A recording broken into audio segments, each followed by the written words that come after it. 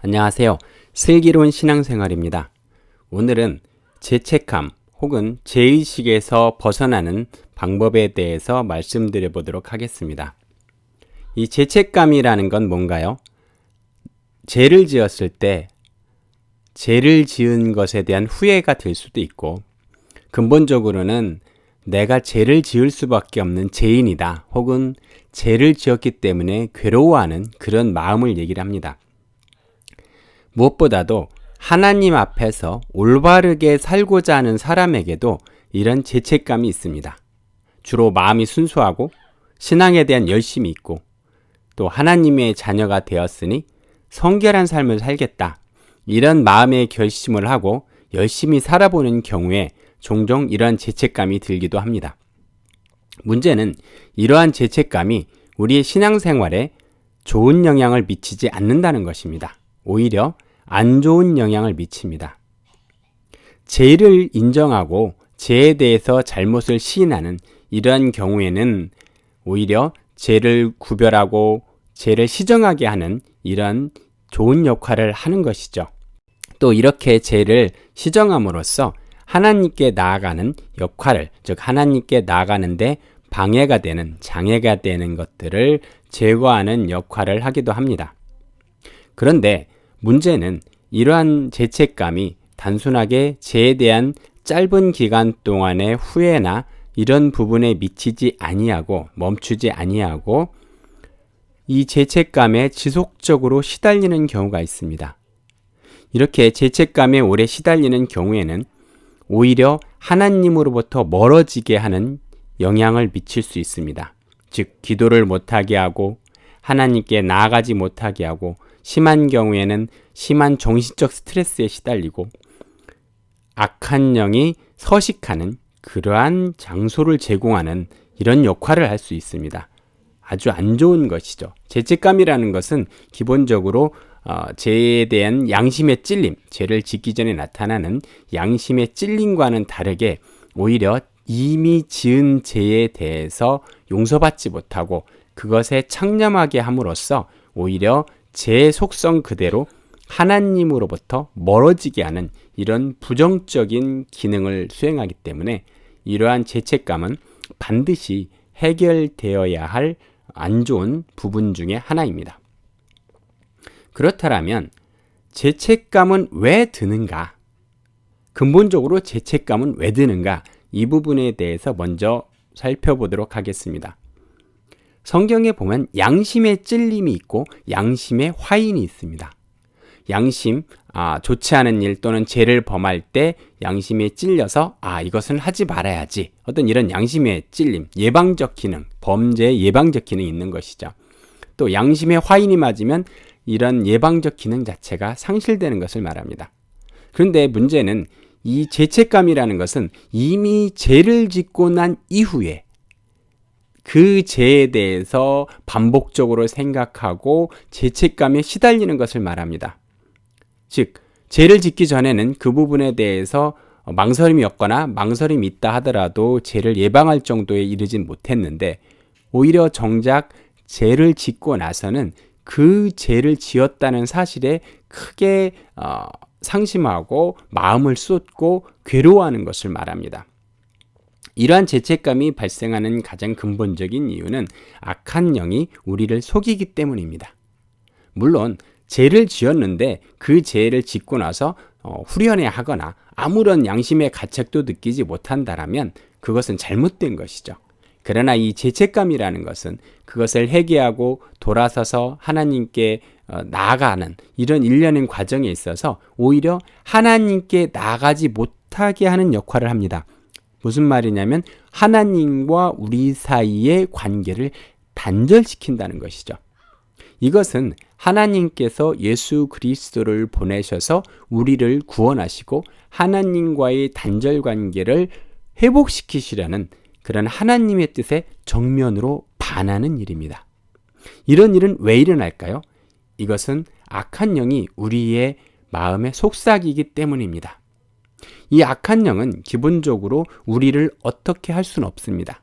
예수 그리스도께서 마귀의 괴계를 이미 소멸하셨기 때문에 마귀가 직접 우리에게 어떻게 작업을 하거나 우리를 좌우하지는 못합니다. 그래서 마귀 또는 악한 영이 택하는 방법은 우리에게 속삭이는 것입니다. 우리를 거짓말로 속이고 우리를 그럴듯한 말로 현혹시켜서 우리 스스로가 좋지 않은 행동을 하거나 죄책감에 괴로워하거나 함으로써 우리 스스로가 하나님께 나아가지 않는 결정을 하도록 하는 것입니다. 예수님께서 우리를 구원하셨기 때문에 우리가 하나님께 나아가려고 마음을 먹는다면 아무도 우리를 막을 수 없습니다. 악한 영은 절대 우리를 막지 못합니다. 그렇기 때문에 악한 영은 우리에게 속삭이는 거죠. 야, 너 같은 사람이 어떻게 하나님께 나아가냐? 내가 그리고도 크리스찬이냐? 하나님이 너를 한번 구원해 주셨는데 내가 벌써 이렇게 배반을 했기 때문에 너는 다시는 하나님께 나아갈 수 없어. 이렇게 속삭이는 거죠. 사실 상당히 그럴듯합니다. 그렇지 않아도 우리가 이미 마음의 양심의 찔림 때문에 상당히 고생하고 있는 상황인데 거기다 대고 야, 너 하나님이 기껏 너 구해주려고 예수 그리스도를 보내고 십자가에 못 박혀 죽게까지 하심으로써 너를 구원해 주셨는데 너는 그것도 하나 못 참고 하나님의 그 큰 은혜를 저버리고 결국 다시 죄를 짓다니 너는 영원히 구제불능이구나. 너는 이제 다시는 구원받지 못한다. 너는 이제 하나님께 나가지 못해. 또는 무슨 염치로 내가 하나님께 나가냐. 이렇게 자꾸 속삭이는 거죠. 사실 여기에 넘어가시면 안 됩니다. 왜? 예수 그리스도께서 우리를 구원하신, 우리를 위해서 돌아가신 가장 큰 이유가 뭐예요? 하나님과의 단절된 관계, 이것을 회복시키기 위함이었거든요. 그런데 우리가 다시 죄를 지었다고 해서 그런 예수 그리스도께서 우리를 위해서 하신 그 큰일에 우리가 반할 이유가 없는 거죠. 그 큰일을 우리가 포기할 이유도 없고요. 그러나 악한 영의 입장으로서는 어떻게 해서든 우리가 하나님께 나아가는 것을 방해해야 합니다. 그러나 직접 우리를 어떻게 하지 못하기 때문에 이들은 항상 거짓말로 우리를 속이는 것이죠. 그래서 우리는 어떻게 해야 되는가? 예수 그리스도께서 오신 건 뭐예요? 내가 아직 죄인 되었을 때 오신 것입니다. 내가 행동을 바르게 해서 노아, 아브라함 같이 의인이었기 때문에 나를 구원하러 오신 것이 아니고요. 내가 죄인이었기 때문에 오신 겁니다. 모든 사람이 죄를 범하여 하나님의 의에 이르지 못하였는데 예수님께서 내가 죄인을 부르러 왔노라. 나는 의인을 부르러 온 것이 아니다. 이렇게 말씀하시면서 우리를 구원해 주셨죠. 그러나 구원한 이후에도 우리는 아직도 죄인으로서 죄성을 가지고 있고 죄를 짓습니다. 수많은 성령 충만해서 수많은 기적을 일으키고 전도를 했던 바울, 성경을 저술하기까지 한 그 바울도 뭐라고 합니까? 스스로가 죄인임을 인정하죠. 내가 나의 행하는 것을 내가 알지 못하노니 곧 원하는 이것은 행하지 아니하고 도리어 미워하는 그것을 행함이라. 만일 내가 원치 아니하는 그것을 하면 이는 내가 율법에 선한 것을 시인하노니 이제는 이것을 행하는 자가 내가 아니요 내 속에 거하는 죄니라. 이렇게 말씀하십니다. 내 속에 죄가 있기 때문에 죄가 죄를 범하는 거라는 거예요. 그러므로 내가 한 법을 깨달았노니 곧 선을 행하기를 원하는 나에게 악이 함께 있는 것이로다. 로마서 7장 15절에서 21절의 말씀이에요.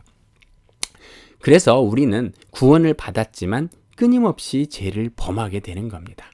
다만 우리가 성령의 힘을 입어서 점점 죄를 범하지 아니하게 되고 더 하나님께 나가게 되고 성령의 열매를 맺게 되는 것이죠. 그래서 여러분들이 죄책감에 시달린다라는 것은 그것이 하나님의 뜻과 배치되는 겁니다. 하나님은 여러분이 죄책감에 시달리기를 바라시는 게 아니라 여러분이 죄를 회개하고 하나님께 나와서 하나님과의 관계가 회복되기를 원하시는 겁니다. 여러분이 죄책감에 시달리는 것은 영적 그 죄 해소나 죄 문제의 해결이나 하나님과의 관계나 어느 것에도 전혀 도움이 되지 않는 일입니다.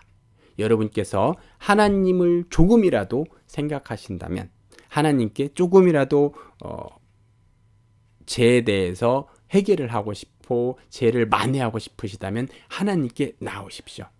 하나님께 나오셔서 죄를 인정하고 하나님께 그 죄를 처리해 달라고 기도하십시오. 그러할 때 여러분은 그 죄의 사함을 받는 것입니다. 이미 예수님께서 모든 죄를 사하셨어요. 그래서 여러분은 다시금 또 그 죄 사함을 받고 여러분의 마음속에서 그 죄를 없애하고 다시 깨끗한 상태로 살아갈 수가 있는 것입니다.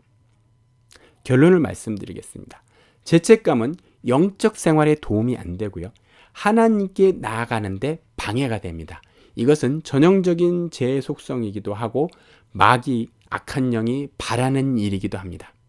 하나님께서는 이처럼 여러분이 하나님께 나가는 것이 장애가 되기 때문에 이러한 문제를 해결하기 위해서 예수님을 보내주신 겁니다. 다른 게 아니에요. 여러분들이 의롭기 때문에 그런 것이 아니에요. 여러분이 죄인이었기 때문에 그 죄의 문제를 해결하기 위해서 예수 그리스도께서 오신 것입니다. 지금 지은 여러분이 지금 고생하고 있는 그 죄책감에 관한 문제도 바로 예수님께서 해결해 주셨습니다. 그래서 우리가 죄책감에 시달리는 것이 하나님의 뜻에 부합하는 것이 아니라 그 죄를 털어내고 하나님께 나아가는 것이, 그 죄책감을 털어내고 하나님께 나아가는 것이 하나님의 뜻에 맞는 거예요. 예수님의 하신 일의 뜻에 맞는 일인 것입니다. 그렇기 때문에 여러분들은 그 마음속에 있는 죄책감에 시달리실 필요가 없고 시달리는 것도 아무런 도움이 되지 않습니다.